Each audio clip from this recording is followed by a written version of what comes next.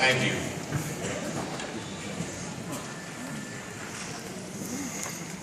Madam Chair, I have the distinct privilege, and may I say pleasure, of placing into nomination the name of my esteemed colleague and representative from the 5th District of our beloved state, the man who made history when he was first sworn in to the United States House of Representatives with his hands firmly placed on Thomas Jefferson's Koran.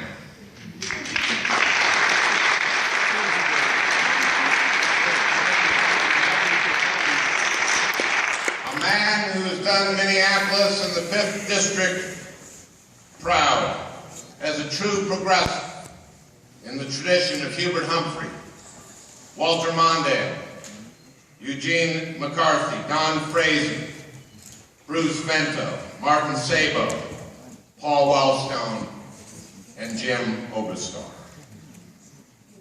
A man who holds high the torch of justice, of human dignity, and of hope. Yes, it is indeed my honor to place into nomination to represent us in the United States Congress the name of the Honorable Keith Maurice Ellison.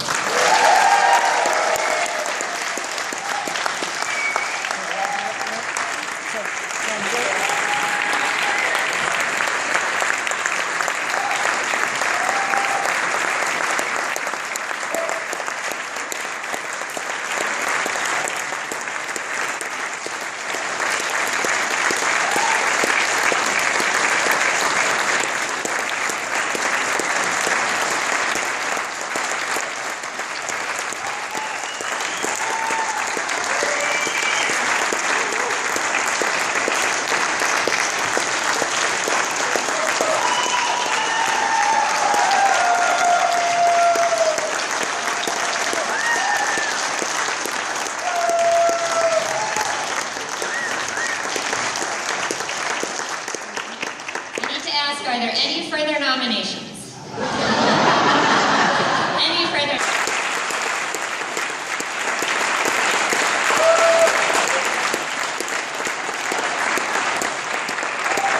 You know, guys, well, let me ask you, is there any DFLers out there today? That's right, you're going to be fired up, but we're going to take a moment to slow it down. Seriously. Jim Oberstar is going on to his reward. This is a man who was among the smartest, most compassionate, most dedicated public servants I ever had the privilege of knowing. And now Jim is going to his final resting place. And I just want to ask if we could take a moment to just reflect, be silent, in honor of Jim Oberstar.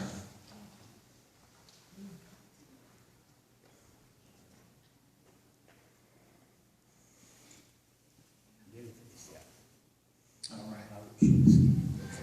Rest in peace, Jim! Rest in peace, my brother.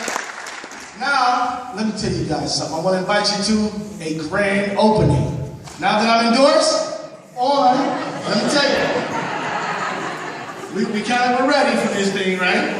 And I want you to know that on June 21st, we're going to have our grand opening of our 5th CD headquarters, where we are going to rock the vote all day, all night until Election Day, and you need to be there because it's going to be a blast. June 21st. Can I count on you guys to be there? Can I count on you guys to get other people there? We're going to pass these things out right now, and we want you to take a few. Facebook, Twitter, email, whatever you got. We want to create a good problem of crowding on June 21st. We're going to send crews out to knock doors on that day. We're going to cook a few hot dogs on that day, and we're going to have a good old time ringing it in. Let Republicans and anyone else throughout this state know that this is DFL territory. And I just a year of getting out the vote. We need every single bit of your extra time and energy to get the vote out. Let me tell you why. Our challenge is drop off Democrats. Let me tell you, in 2010, our beloved brother Jim Oberstar didn't win his election. Because while the Republicans, you know, they may not have more votes than us, but the folks they do got, they turn them out. And us, we got plenty of votes, but sometimes we don't turn them out. Somebody says, oh my goodness, you're just preaching to the choir. Well, in 2010, some folks wasn't showing up for choir practice, y'all. You know what I mean? In 2010, we had a big old choir, but we didn't. Some of our sopranos wasn't showing up, some of our bass wasn't showing up, and we wasn't singing too nice. And we lost some key people. We lost the House, we lost the Senate, and that's because of drop-off Dems. We got to turn the vote out. Let me just remind you guys, in 2010, that year, Mary Kuchmeyer put a bill on the Constitution that would eliminate people's right to vote if they didn't have a government-issued identification card. It was polling so well that some smart folks decided we shouldn't put resources in to try to beat them. Others of us said, we don't care about no polls or no odds. We care about right and wrong. And we are going to fight it, and we are going to beat it, and we did beat it. But the fact that we ever had to beat it started because we did not turn out the votes in 2010. You understand what I'm saying? We cannot do this again. In the 5th Congressional District, we have the highest concentration of DFLs. This is ground zero for the DFL in the state of Minnesota. And you see the red, that's the Republicans. They're lower in number than us by a lot. But guess what? That line, it waves up and down, but it's pretty steady. Don't you think so? Look at our line. It looks like the broken edge of a bottle. I mean, we're up in the presidential, we're down. Somebody said, Republicans fall in line, Democrats fall in love. Well, you know what? We need to fall in love with our values, not no candidate, including me. Do you understand what I mean? That's right. It's not about a person. It's about what we stand for. And we got to show up every single time to do that. Can we go to the next slide? So look, my man Franken, he's got a very busy day. He had to run. He wants to say thank you guys for being so awesome. But you know what? We don't need you for Al. My whole campaign is about voter turnout, right? If Tim Laws wins, that is awesome. If Rick Nolan wins, that is awesome. If your candidate, me, just wins, that's lame. That is the least we can do. That is the bottom of the barrel. Oh, Keith won. He's supposed to win. But if you really want to prove something, you got to rock the vote, right? And we mean to prove something. Let me tell you something. So between 2004 and 2008, Republicans in the 5th Congressional District got a little demoralized, and they fell off 5,000 votes. But between those same years, that 4-year period, we increased voter turnout 11,000 votes, and that was critical that we have Senator Franken as opposed to Senator Coleman. You understand? The 5th Congressional District was absolutely indispensable. If we went zero, we didn't increase, we didn't go down, we just went zero, we'd have had Senator Coleman. But because we got out there and campaigned our butts off, we have one of the best U.S. senators in the entire institution of the United States Senate.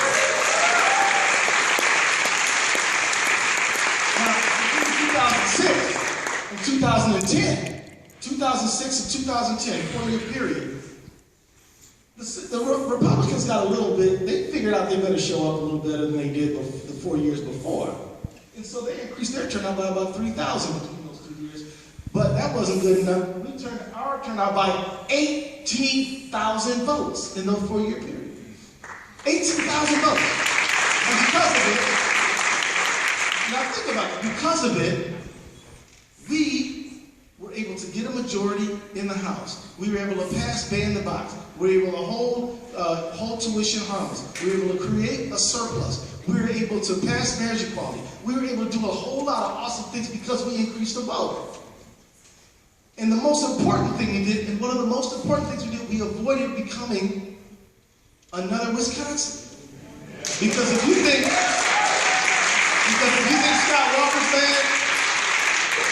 Scott Walker's bad, Tom Emmer would be competing with him for bad. He'd be like, oh, you think you can sell out to the Koch brothers? I can sell out way better. That's what Tom Emmer would have been saying. He would have created havoc in our state, and yet at the same time, we increase our turnout, and so we send him package of back where he belongs, not in office. He's always talking about how great the private sector is. Good, now he's parking. So let's go to the next one. Let's go to the next one. Where's my computer go? So now look, let me just tell you guys this. So like in 2006, the 5th Congressional District had the lowest turnout in the state. Do you see that? Look at that green box. The green box is your endorsed candidate, the green one. The red one is the Republican average, and the blue one is the Democratic average. You understand what I'm saying? So out of all the 8 congressional districts in the state of Minnesota, the 5th Congressional District had the lowest turnout. And when you ask us why, we say, oh, you know, we got a lot of poor people, we got a lot of new Americans, we got a lot of communities of color, you know, that's why we're in the back, that's why we're the caboose. We had a lot of excuses. And we said, we ain't taking no more excuses, we are going to rock the vote. And so, in 2008, we go to the top. Do you see that? Top vote getter in the state. And it shocked people because people didn't think it could be done. But then in 2010, we had a higher average than our Democratic colleagues around the other congressional districts. But we lost to the Republican average. You see that in 2010?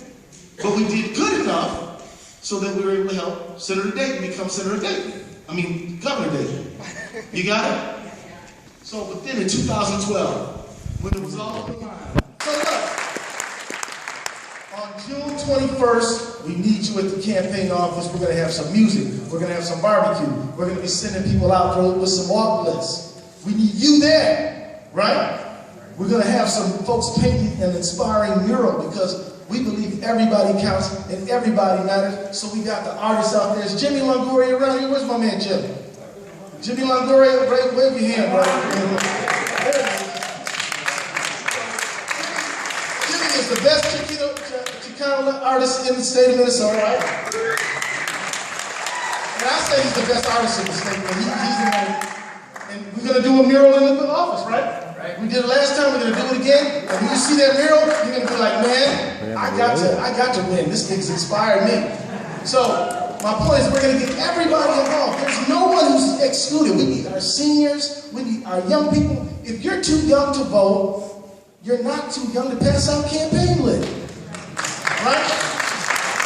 If you are not an American citizen, you can drive people to the polls. We're going to take full advantage of the no excuse absentee voting.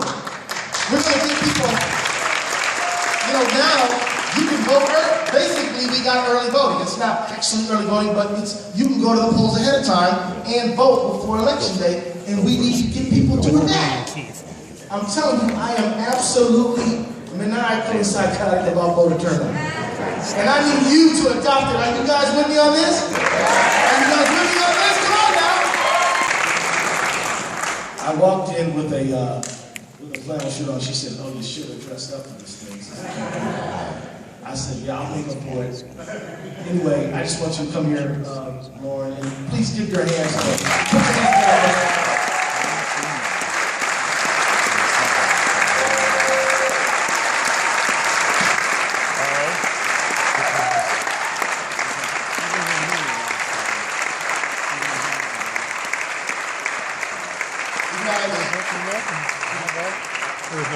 We can't live without great leadership, and we had great leadership. And Lauren Olson, bless you, sister. Thank you so much. And that's all from me, you guys. All right, peace out, everybody. Thank you very much.